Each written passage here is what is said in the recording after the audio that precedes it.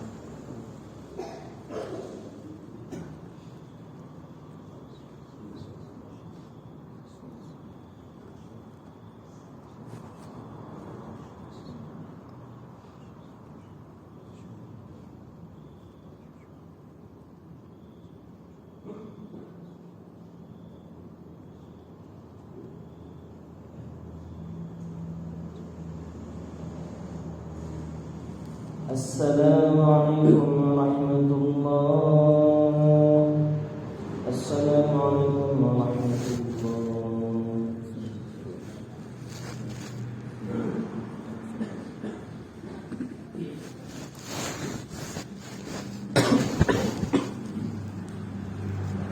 الله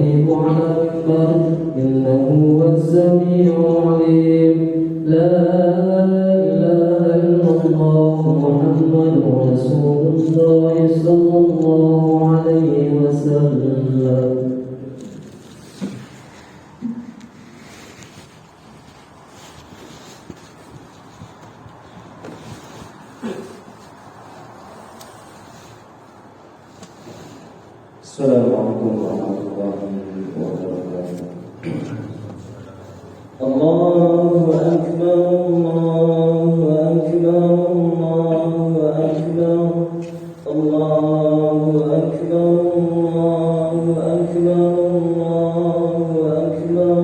Allahu Akbar,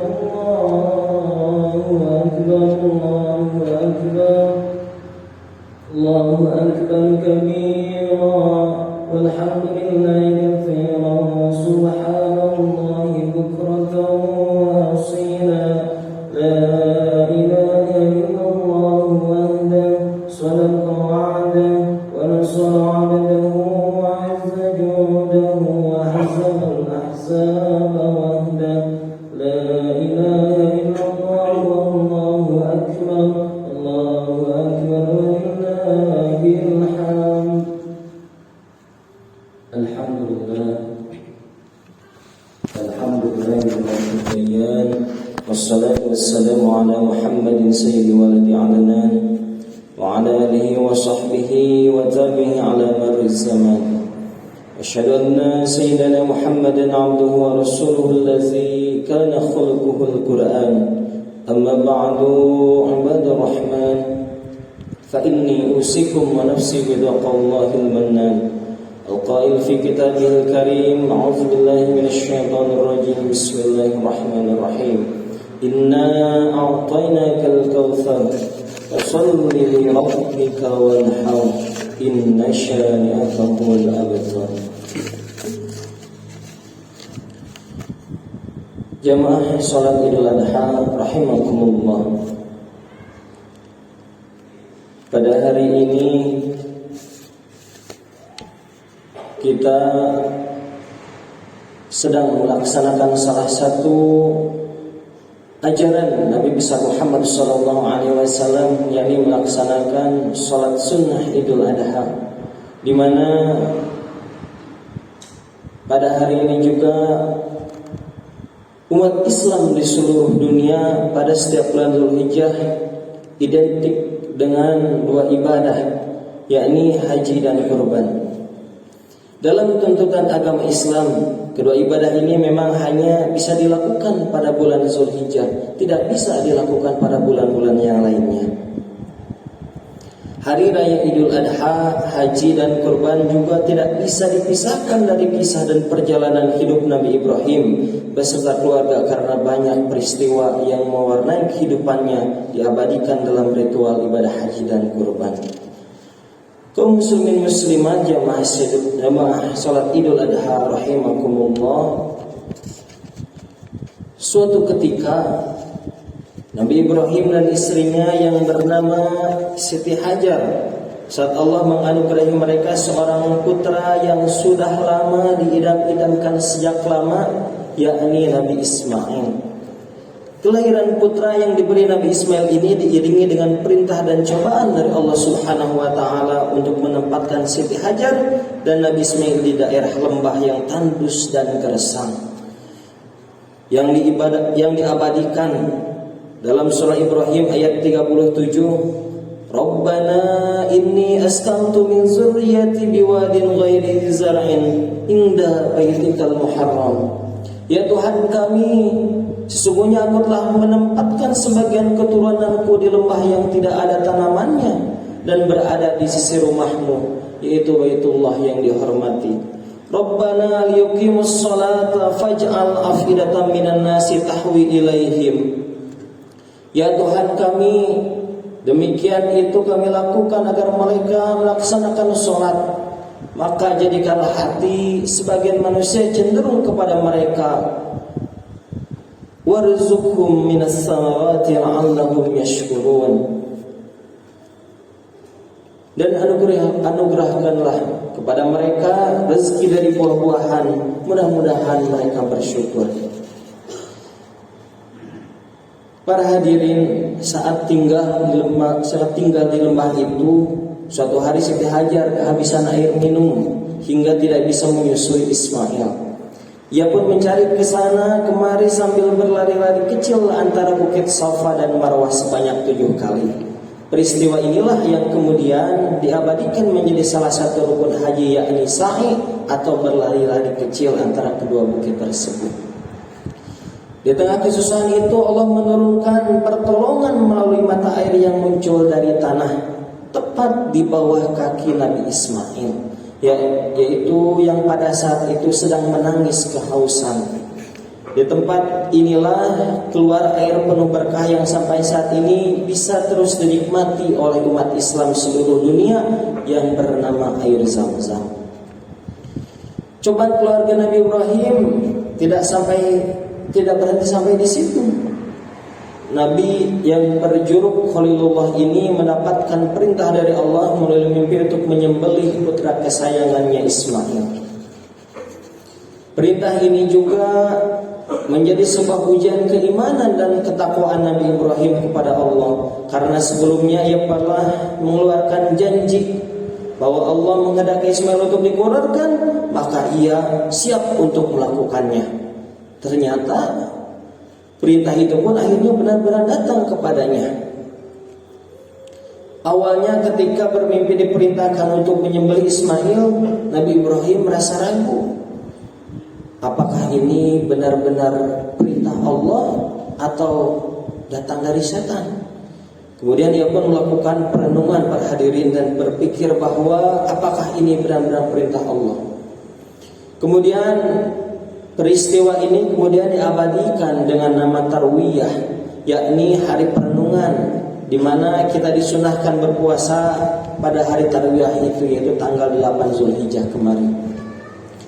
Setelah perenungan ini kemudian hilanglah keraguan-raguan itu, karena Nabi Ibrahim kembali bermimpi hal yang sama untuk menyembelih Ismail dan tahu jika itu adalah benar-benar perintah Allah, bukan datang dari syaitan.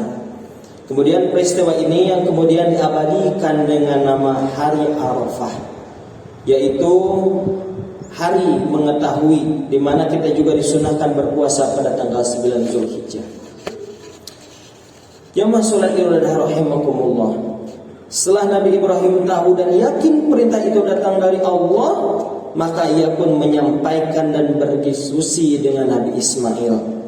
Dialog bersejarah antara seorang ayah dan anak ini pun diabadikan dalam Al-Quran surat As-Saffat ayat 102. A'udzubillahi minasyaitonirrajim. Falamma balagha ma'hu as-sa'ya qala ya bunayya inni ara fil manami anni asbahuka fanzur maza tara. Ketika anak itu sampai pada umur ia sanggup bekerja bersamanya, Nabi Ibrahim berkata, Qala ya bunayya. Dalam bahasa Arab, ya bunayya itu diartikan sebagai wahai anakku.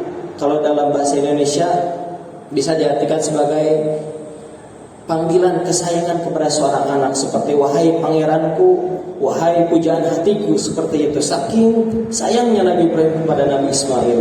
Ya bunayya, wahai anakku, inni ara fil manami anni azbuka fanzur maza tara. Sesungguhnya aku bermimpi bahwa aku menyembelihmu, berpikirkanlah apa pendapatmu. Qala ya abatif alma tu'mar. Wahai ayahku, lakukanlah apa yang diperintahkan Allah kepadamu. Satajiduni insyaallahu minas sabirin. Insyaallah engkau akan mendapatiku termasuk orang-orang yang sabar. Akhirnya hari itu pun datang ketika Nabi Ibrahim dengan keimanan dan ketakwaannya serta Nabi Ismail dengan keyakinan akan melaksanakan prosesi penyembelihan.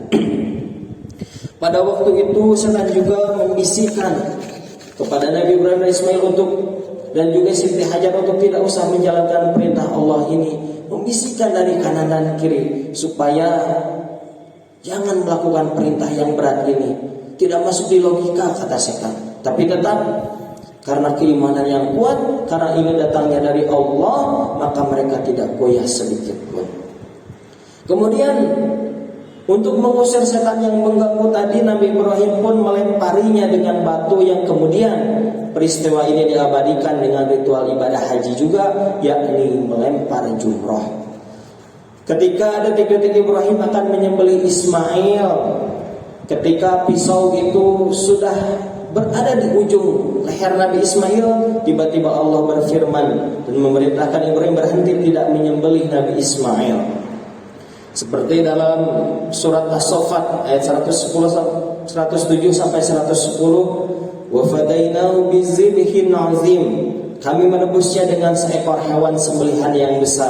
Wa tarakna 'alaihi fil akhirin. Kami mengabadikan untuknya pujian kepada orang yang datang kemudian. Salamun ala Ibrahim. Salam sejahtera atas Nabi Ibrahim. Kadzalika najzil muhsinin. Demikianlah kami berikan balasan kepada orang-orang yang berbuat kebaikan.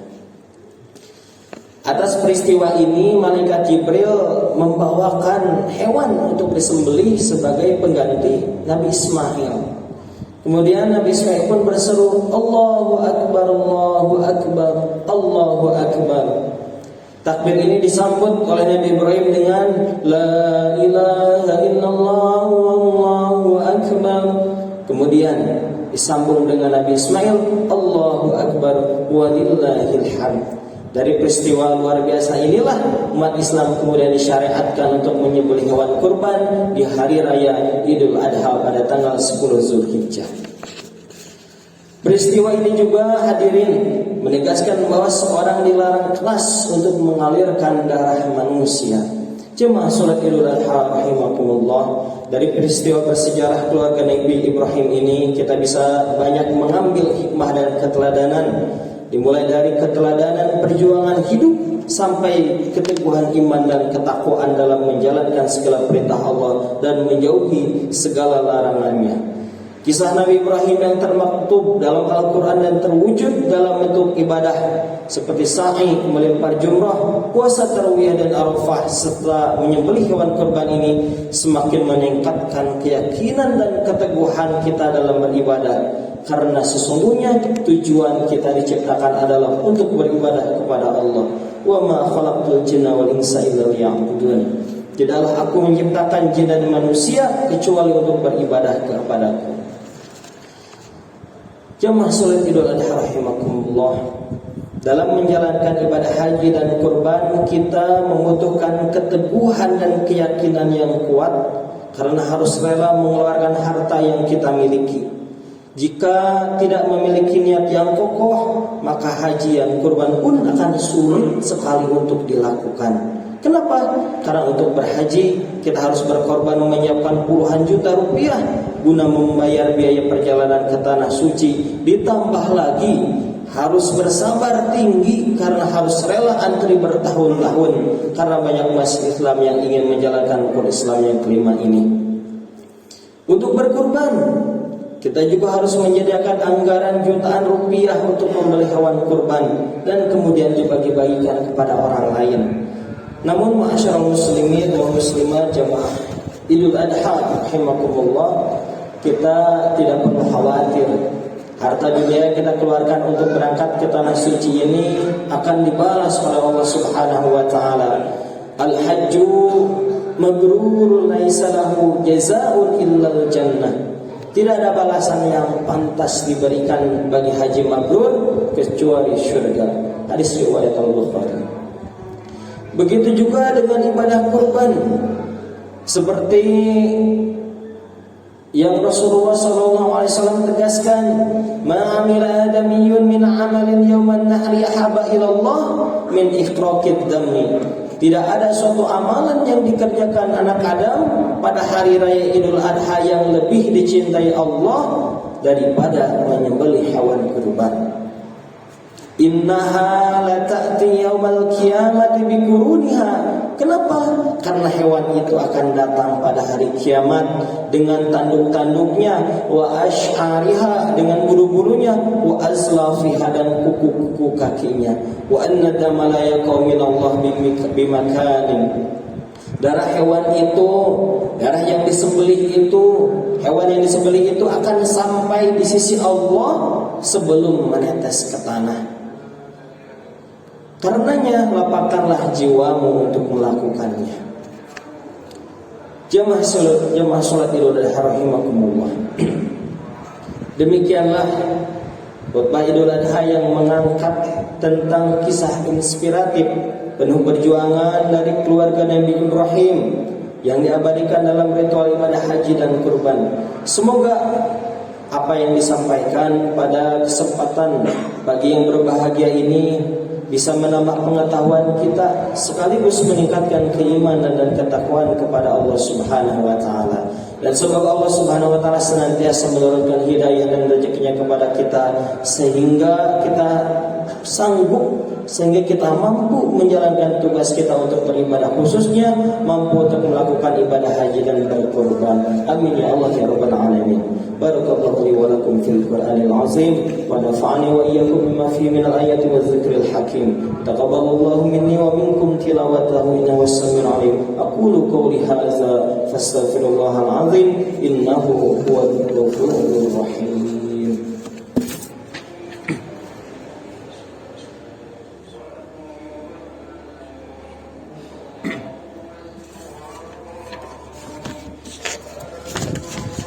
Allahu akbar, Allahu akbar, Allahu akbar, Allahu akbar, Allahu akbar, Allahu akbar, Allahu akbar, Allahu akbar, Allahu akbar. Alhamdulillahilladzi arsala rasulahu bil huda wa dinil haqqi liyuzhirahu 'alad dini kulli walau karihal musyrikun. Asyhadu an la ilaha illallah wahdahu la syarika lah wa asyhadu anna Muhammadan 'abduhu wa rasuluhu alladzi la nabiyya ba'dah. Allahumma shalli wa sallim wa barik ala nabiyyina Muhammadin wa ala alihi wa ashabihi wa man tabi'ahum bi ihsanin ila yaumiddin. Amma ba'du, ibadur rahman, fa inni usikum wa nafsi bi taqwallahil qail fi kitabihil Qur'anil azim. Ya ayyuhalladzina amanu taqullaha haqqa tuqatih wa la tamutunna illa wa antum muslimun. Wa'lamu anna Allah amarakum bi amrin bada'a fi bi nafsihi wa thana bi malaikatihi bi qudsihi. Wa qala ta'ala inna Allaha wa malaikatahu yusalluna 'alan nabi ya ayyuhalladzina amanu sallu 'alaihi wa sallimu taslima. Allahumma ighfir lil muslimina wal muslimat wal mu'minina wal mu'minati al ahya'i minhum wal amwat اللهم أعز الإسلام والمسلمين وأذل الشرك والمشركين وانصر عبادك الوحيدة وانصر من نصر الدين واهزم من خذل المسلمين ودمر أعداءك أعداء الدين واعل كلماتك إلى يوم الدين.